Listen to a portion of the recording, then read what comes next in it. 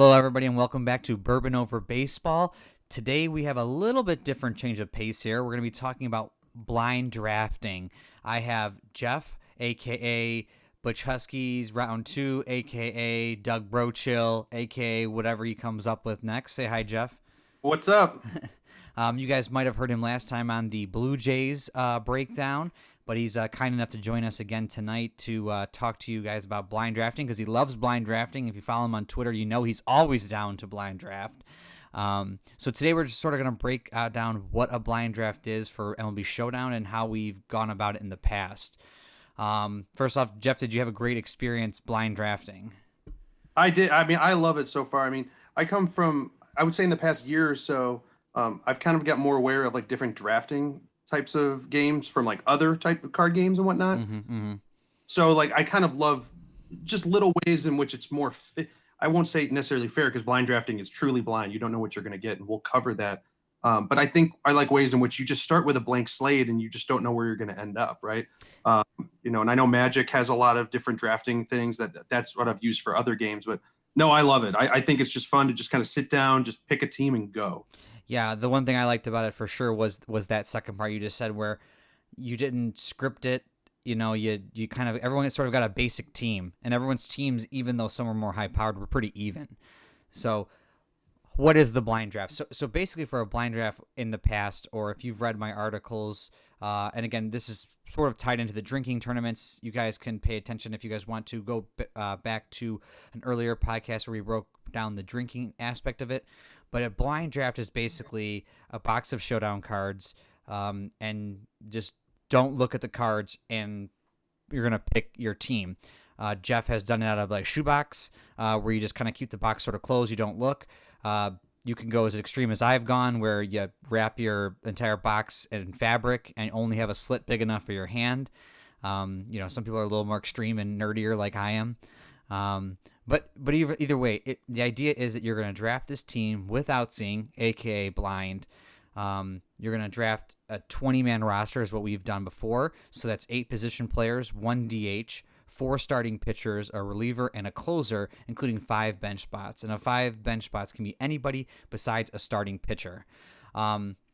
If you've already got that spot filled on your team, you will then discard that card, and it cannot be picked up back. It goes into a discard pile, which does not go back into the pile or into the box. And you sort of do a snake draft. So we usually just roll, high roll. That person drafts first, all the way down to however many people you have, and it goes in snake drafts back and forth. At the one we did earlier, which I think some people read about on Twitter, and I haven't posted the article yet about that, but we did the 2000 one. This is the one we did for drinking. So me and Jeff and a handful of other people, I think we had 6 other people, so we had 8 total. And we did just MLB Showdown 2000 and 2000 pennant. So I had all those cards in a box. You reached your hand in, and you picked a card, and you put it on your team. The basis of the but the way it works is you grab a player randomly out of this box, and that player fills a position on your team. Once you've gone back and forth a handful of times, usually around, what did you say, Jeff? Like 16, round 16, somewhere in that range. Mm-hmm. I'm thinking you start to get into the spot where you might already have 4 starting pitchers, or you might have a second baseman and already your bench is filled because you've already got multiple positions. And you could obviously switch back and forth. The bench doesn't mean that is your bench. It sort of means a holding spot. But these people, whenever you draft, are on your team.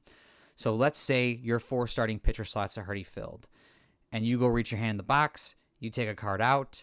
That card is another starting pitcher. I don't care if it's Pedro Martinez from 2000 or Randy Johnson. Doesn't matter. It's discarded. It goes away. No one else can get that card. So you then have to go back in the box and grab another card until you can fill the position that you were AK looking for. So around 16 it starts to get a little tight. You start to only be needing a center fielder, only need a shortstop, or only need a reliever or a closer. And again, you can have multiple relievers or multiple closers or multiple second basemen or multiple catchers, as long as once it's filled up, it's filled up. And one of the things I'll say too is like almost describing a blind draft. I think people might think like, oh, this is completely random. Like you can't really determine what your team's going to be like.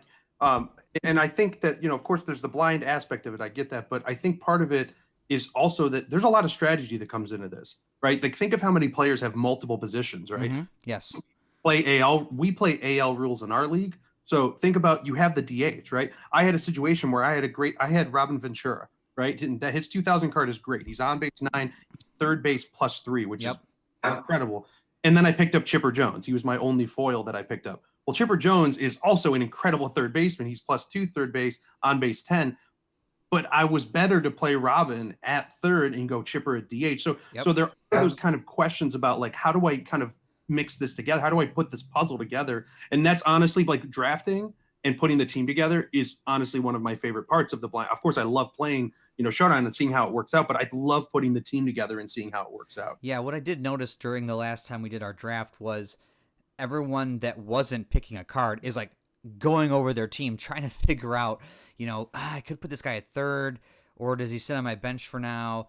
I mean, your team is your team. You're not going to be able to, and we'll talk about this a little bit later, exchange a player. If you picked up a person and not like, let's say Jeff, as he just described, already had his entire bench filled and he already had a DH, and then you grab Chipper Jones. Well, now it has to go into the discard pile. So to an extent, you do have the blind draft and it is your team, but you have the flexibility of where to put your position players, how you're going to manage that team. What I do like about the blind draft is it takes when we had 8 people drinking, it took like an hour, but usually it takes, what was the one at your house? Like 20 minutes we did it? Oh, we did. We Yeah. had 3 people just really quickly. I had Bob and a buddy over. Yeah, I just had the shoebox ready. I said, let's do it. And yeah, we're picking quickly. So. Yeah, and that's what's so cool is that you don't need 8 people. We just did a tournament, but you could have. We're doing one tomorrow morning. It's only got 6 people, so it is what it is. You got a group of 3 guys over. You just want to do a quick round robin tournament or a little playing. It's just a quick way to even out the teams and not have to waste multiple hours trying to figure out team strategies. Well, we're just going to pick out of this blind box. We're going to get these teams randomly, and we're going to play right afterwards. Yeah, and it's part of the reason. It's part of the reason why I loved like draft packs back in the day. I pretty much only bought the draft packs for 2001 when I was younger, just because I mean, part of it is I loved getting that foil. I knew I was getting it with a team ready to go. So. Yeah, I think what people are gonna like about doing a blind draft. I think the best thing is you can grab any number of people, and I would think a lot of people at home have a lot of the cards already. They're listening to this, so just like your buddies are over. It's like, all right, we just got a big box of cards here. We're just gonna close our eyes and pick a card, and we're just gonna get some teams together and laugh about how random player is like doing really good or really bad. I got screwed on my rolls, and really it is all about the rolls. But we talked a little bit off air, but I'll have you break this down a little bit more. But we had a guy at the tournament draft.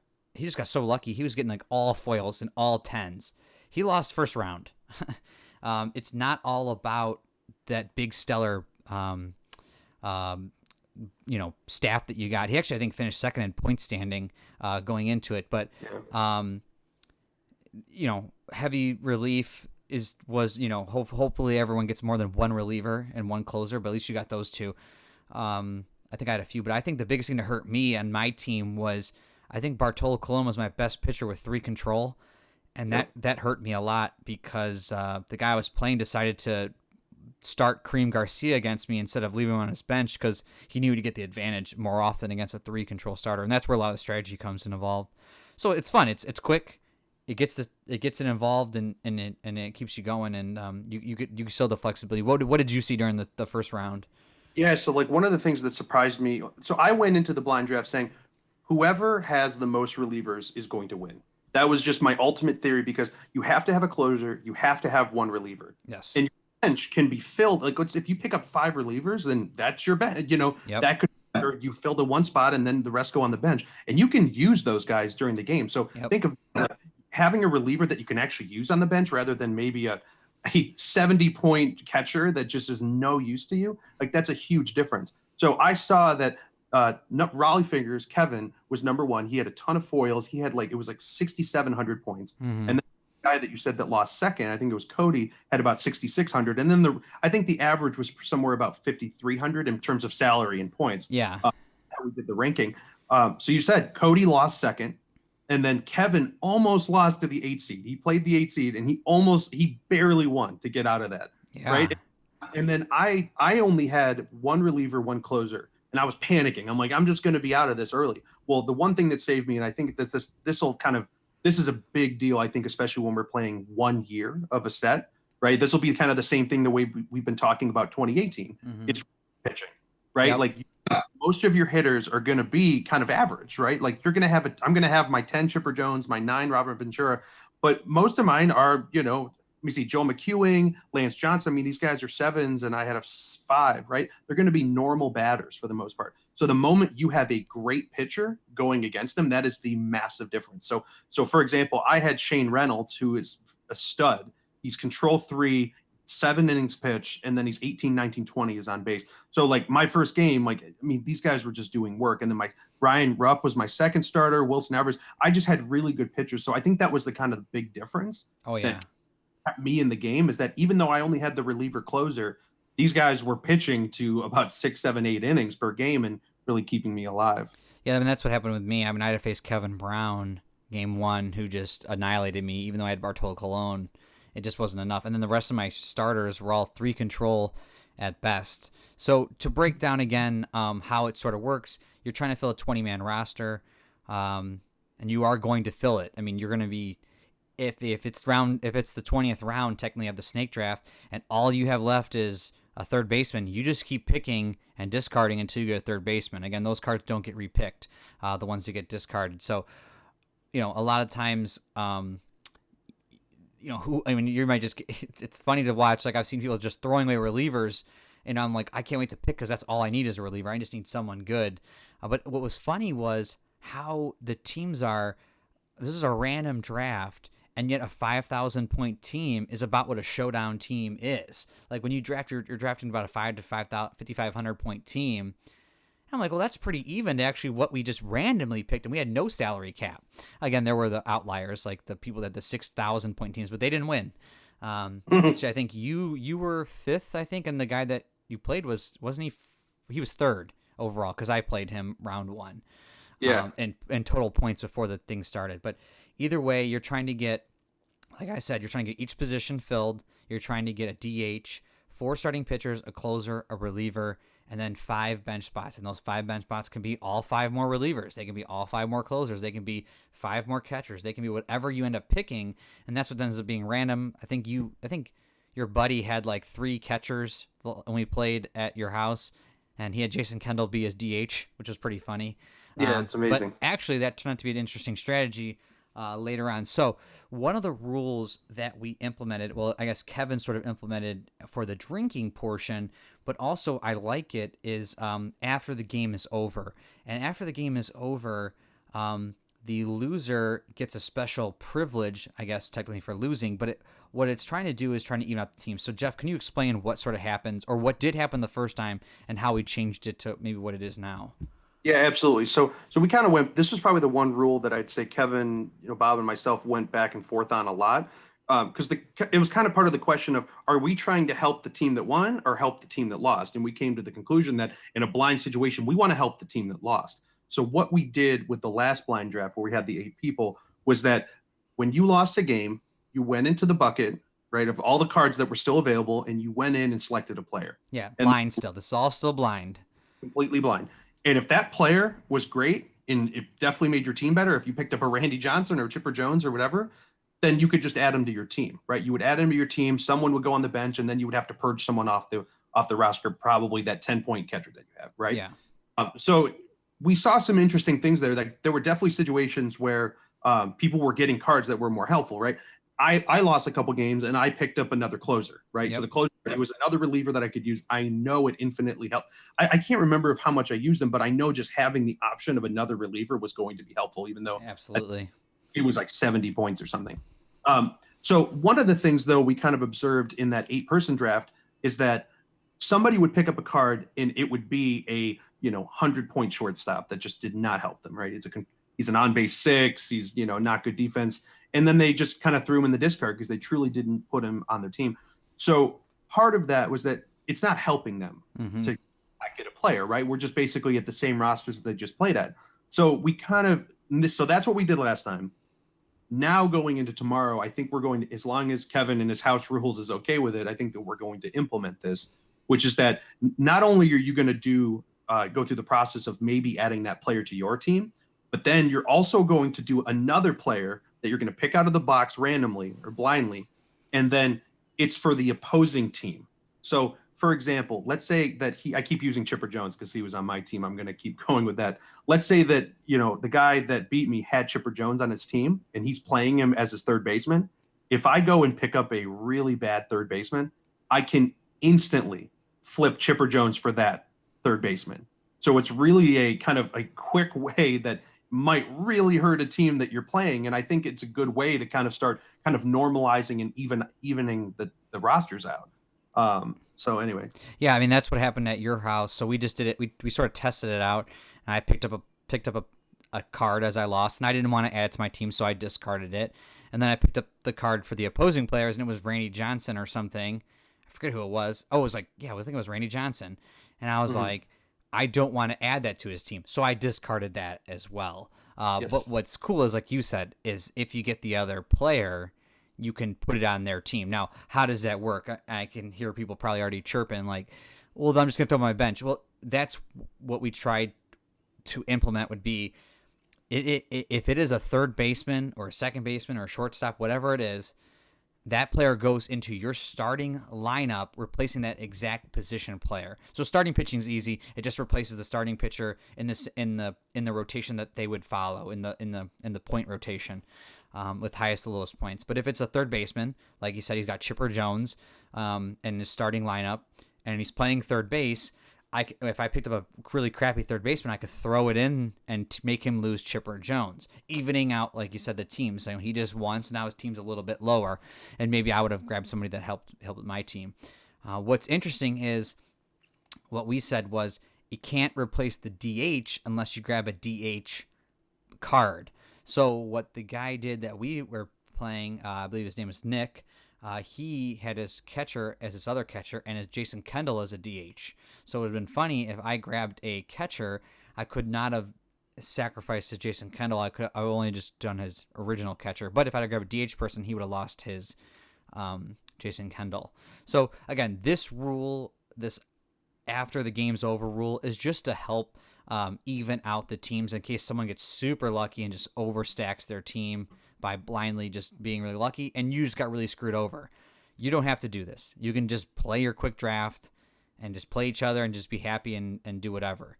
But it's a fun way, especially with a group of buddies, to kind of screw your buddy over and or help your team, especially if you just lost the big time to a team that's just really stacked. It does feel nice to then maybe get back in the game a little bit. I don't know. And part of that is getting like the changes here are probably not going to be as drastic as we're describing. Oh yeah, and they usually aren't. I picked up a decent reliever that I got rid of a bad catcher so I could get a decent reliever. And even if the players I'm picking up for the other team, like a lot of things have to go wrong for the other guy for him to be losing Chipper Jones.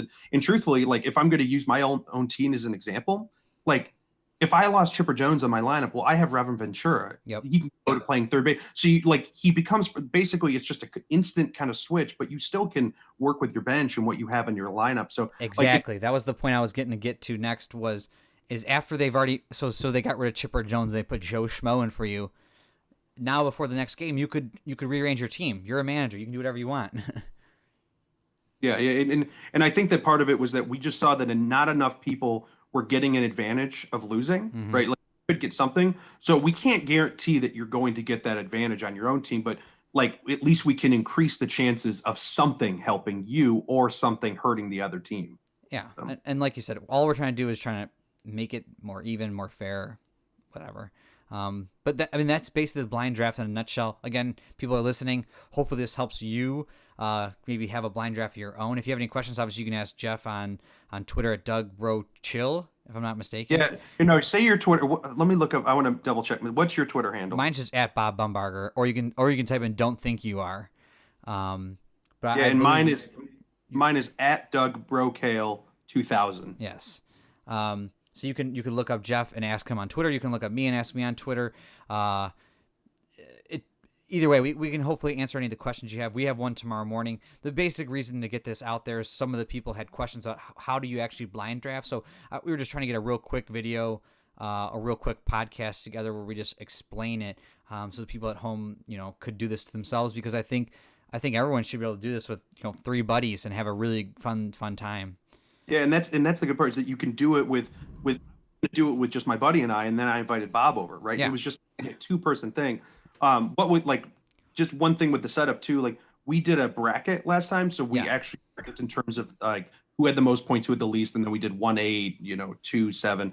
What I think we're actually going to do tomorrow is a little bit of a different setup where instead of doing a bracket where someone could get knocked out and they're not playing anymore, we're going to do more of a round robin yep, type of setup where everybody is going to play everybody at least once. yep. And whoever has the most wins, the 2 teams with the most wins are basically going to be in the World Series, and then they'll play a best of 3. So we're going to see how that goes. Yeah, and I think that's a great way to do it. And you guys know this. You guys can do anything you want. I mean, this is just our rules and how we like to do it. But you can expand on this and make it better, make it worse, however you want to do it. But yeah, we've done an eight-man bracket. We did a round robin at your house, and we're gonna do a round robin basically tomorrow too. So I think that's the easiest way to do is round robin, as long as you have the time, because it depends. And then you can obviously add the drinking and make sure you don't know what you're doing, which can get a little fun too. And again, if you guys want to hear the drinking rules, go to the other podcast and listen to Kevin explain the drinking stuff. So, well, again, thanks, Jeff, for joining me on this, and hopefully you have a great evening, and I'll see you tomorrow morning. All right, we'll see you, man.